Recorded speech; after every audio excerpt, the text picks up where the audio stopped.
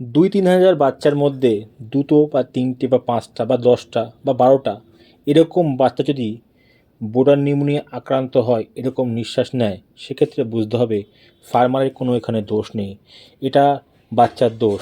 বাচ্চা হ্যাচারির থেকেই সমস্যা নিয়ে এসছে। কারণ ফার্মে বোর্ডার নিউমোনিয়া হলে 20%, 30%, 40% পর্যন্ত বাচ্চা বোর্ডার নিউমোনিয়া আক্রান্ত হয়। সেক্ষেত্রে প্রচুর বাচ্চা মারা যায়। বোর্ডার নিউমোনিয়া এমন একটা রোগ, যে রোগটা হলে 50% পর্যন্ত বাচ্চা মর্টালিটি হতে পারে লাস্ট পর্যন্ত। ওই জন্য ১,০০০, ২,০০০, ৩,০০০ বাচ্চায় ২-৫টা যদি এরকম মুরগি হাঁপায় বা নিঃশ্বাস নেয়, সেক্ষেত্রে কোনো ভয়ে চিন্তার কারণ নেই।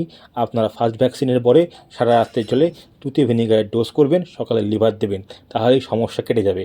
আর যদি সম্ভব হয় এরকম বাচ্চাগুলোকে বাইরে ফেলে দেবেন, মেরে ফেলবেন, কারণ এগুলো কোনো দিন ঠিক হবে না।